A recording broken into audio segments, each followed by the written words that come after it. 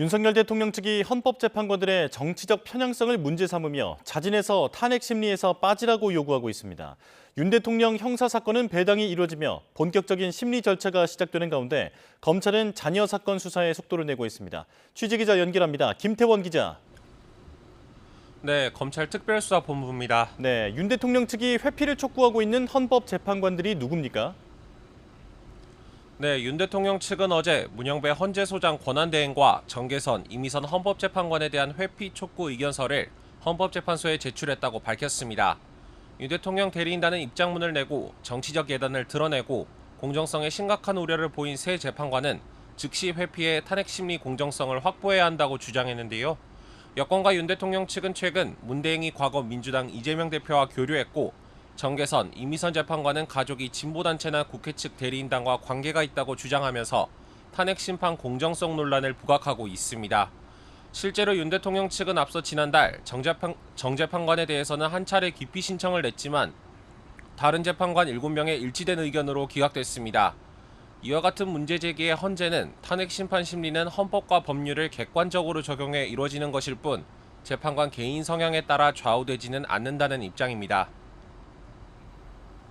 네, 윤 대통령은 주말인 오늘도 변호인단과 접견하면서 탄핵 심판에 대비하고 있다고요.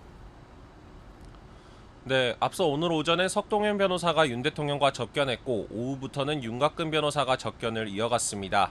오늘 4일 열리는 5차 변론기일에 이진우 전 수방사령관과 여인영 전 방첩사령관, 홍장원 전 국정원 1차장 등이 국회 측 증인으로 출석하는 만큼 신문에 대비하는 차원으로 보입니다. 현재 윤 대통령이 수용된 서울구치소 앞에서는 탄핵 반대 집회도 매일 벌어지고 있는데요. 주말인 오늘 오후가 다가오면서 현재 100여 명 가까운 지지자들이 구치소 주변에 모여 있는 것으로 파악됩니다.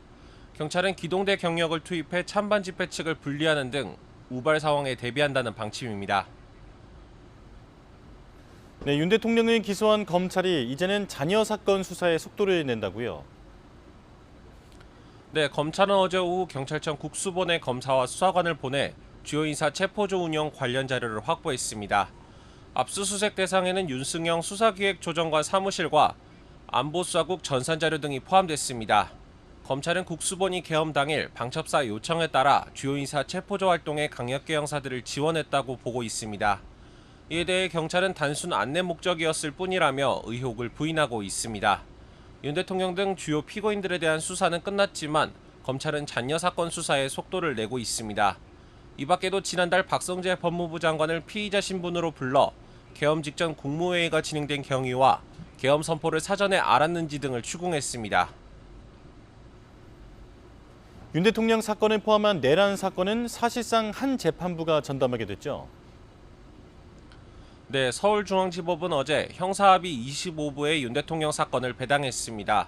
이미 김용현 전 국방부 장관, 조지호 경찰청장, 노상원 전 정보사령관 등 사건이 같은 재판부에 배당돼 있는 상태인데요. 내란 혐의로 기소된 피고인들 가운데 군사법원에서 재판받는 현역 군인들을 제외하면 사실상 내란 사건을 전담하고 있는 겁니다. 윤 대통령은 이번 달 중으로 몇 차례 공판 준비 기일을 거친 뒤 늦어도 다음 달부터는 본격적인 재판을 받게 될 전망입니다. 윤 대통령 측은 탄핵 심판과 형사재판에서 방어권을 제대로 행사하기 위해 불구속 재판이 필요하다는 입장인데요. 조만간 재판부에 윤 대통령의 구속 취소나 보석을 청구하겠다는 방침입니다. 지금까지 검찰 특별수사본부에서 YTN 김태원입니다.